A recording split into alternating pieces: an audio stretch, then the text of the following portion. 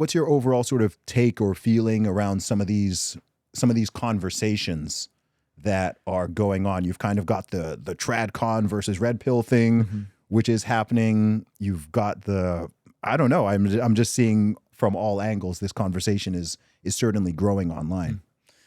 I think the conversations are good. I think we should be having conversations. I think we should be talking to each other, not about each other or past each other. I think that's a net positive. Like, I think the fact that conversations are happening is a good thing. I think the world has changed. Like, it would be disingenuous for me to say that the world hasn't changed. What I do believe is I think the tried and true is still working for the people that are working it. And this is what I mean by the tried and true. The people who are genuinely attempting to walk with God and to do relationships his way, everywhere I look, and again, this might be selection biased on my part, I see people winning everywhere. I'm talking folks under 25 getting married. I could tell you 2 or 3 couples that got married in the last year, right? And so the tried and true aspect of it, I think, still remains the same, even though we have way more distractions than ever before. I think the hard part is people, one, don't know what the tried and true is. 2, they are too enamored with the distractions to do anything else about it.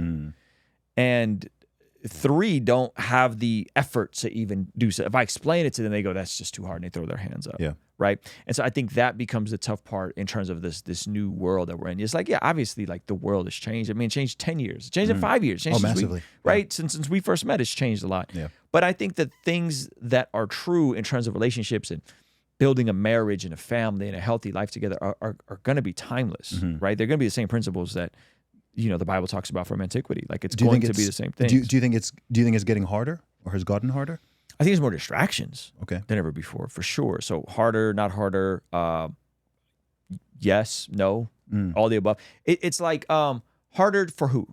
Harder for the person on social media that can't put their phone down? Absolutely, it's gotten harder. It's most people. Absolutely. Well, but here's the punchline. Most people aren't on social media. Well, they are, but they're not super active. As active as me or you might be. I think the average person spends about 2 to 3 hours per day on social media. Right. So this is built that everyone is on social media all the time, right? So if we remove, pull the layer back and go, like, my wife's not on Instagram right now. There's a lot of people that just aren't on Instagram. For sure. Right?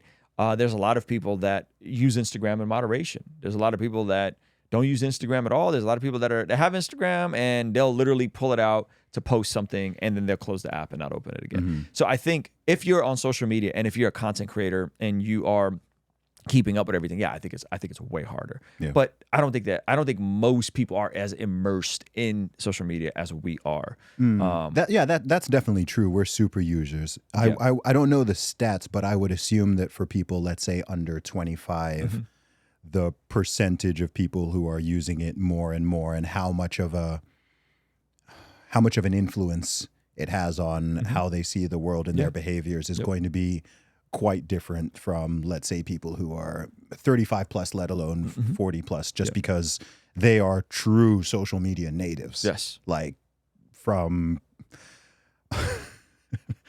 I was talking to someone not long ago about social media and smartphones, and I was having the conversation about at what age to you know, is the appropriate age for a child to have a smartphone. Never. Okay, you say never. Okay, well, I was curious because I was having convo, and it turned out her child got a smartphone at 4.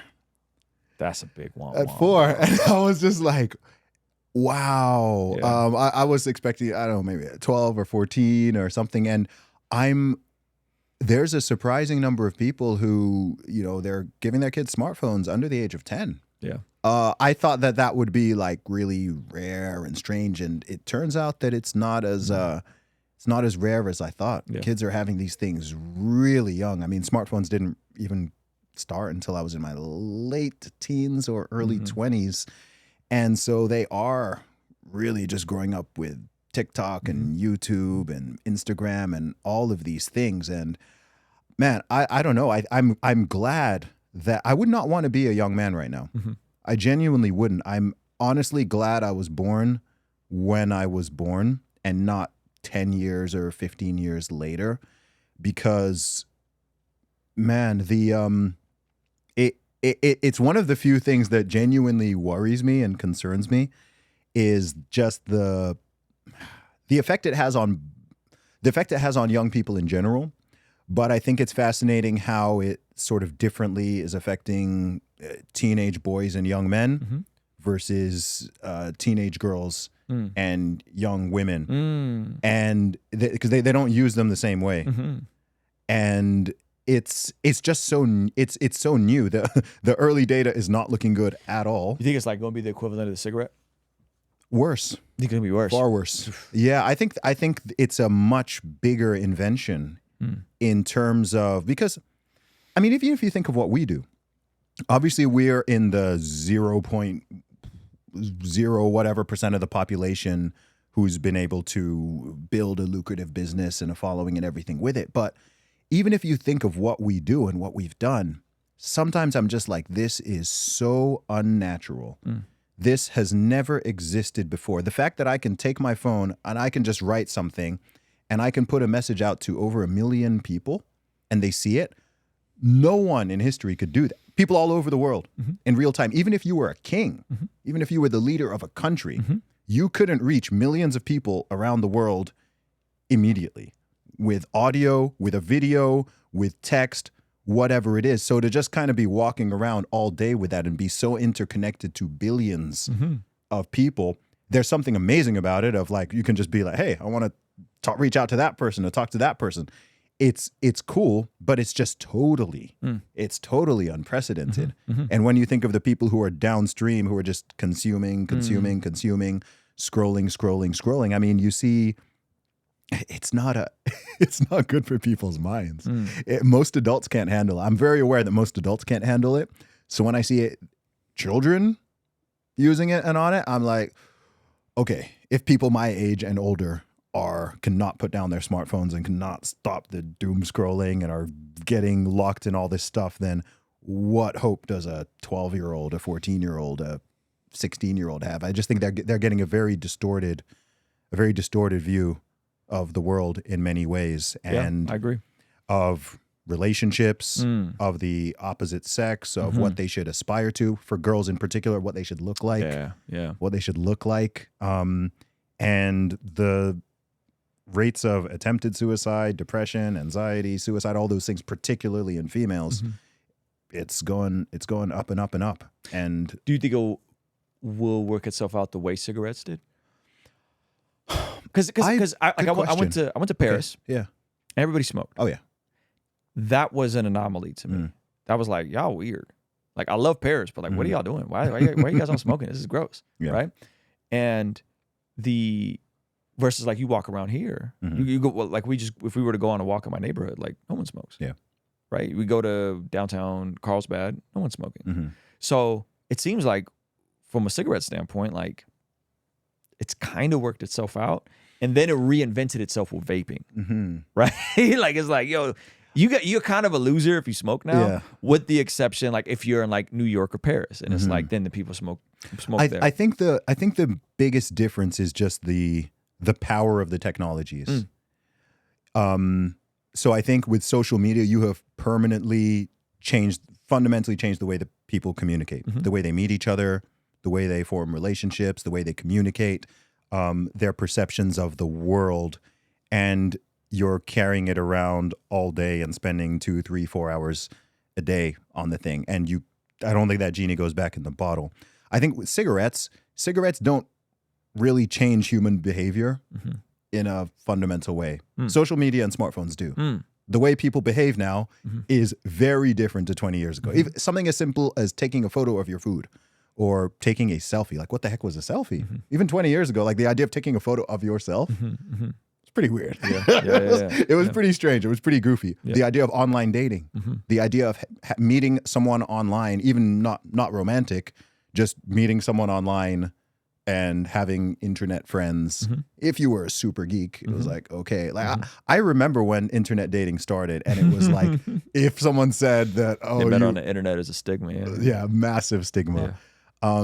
So that's what I think. It's The next thing that I see having this sort of complete world-changing thing is AI, because it's not the same as a television or a radio or, I don't know, the motor vehicle or whatever. It's like, no, this is going to fundamentally alter the way that things happen. Yeah. From, just look at what's going to do to the job market and people's sense of meaning and purpose and the idea of, your labor and working to, I had a convo with Elon about it, and he was like, yeah, I think if it goes well, we'll get to an age of infinite abundance where anything you want, you can just have.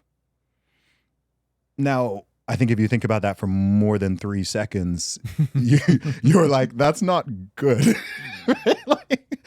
For all of human history, people have had to work to have.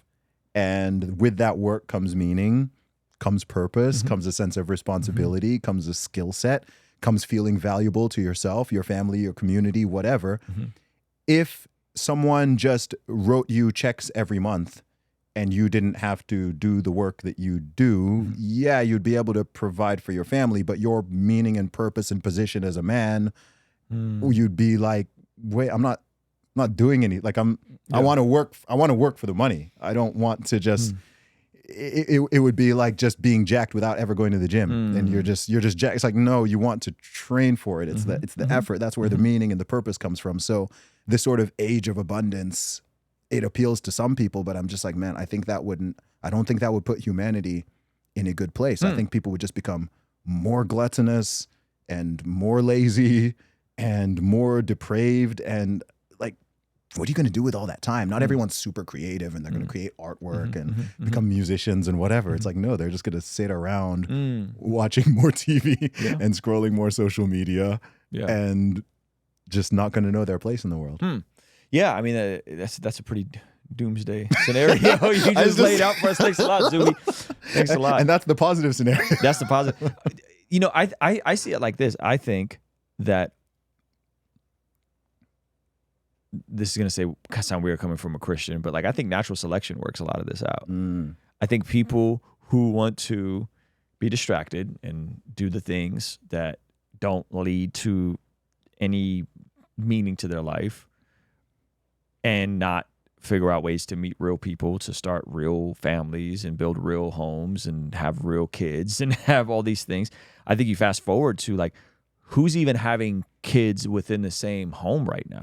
It's religious people. Yes. Right? So let's flesh that out 50, 60 years. Who's going to be, what is going to be the population? It's going to be more people that come from solid families and people that come from like, wow, they really didn't want you. Right? It's going to be those two extremes. And I hope that the people that come from solid families continue having solid families and continue building on those legacies and laying out the foundations for the next generation to come. But I don't know how that's going to play out.